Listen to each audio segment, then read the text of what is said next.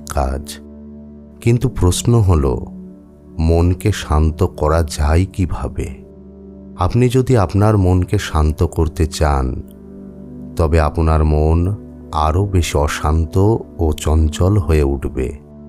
হ্যাঁ, মনকে ইচ্ছাকৃতভাবে শান্ত করা যায় না।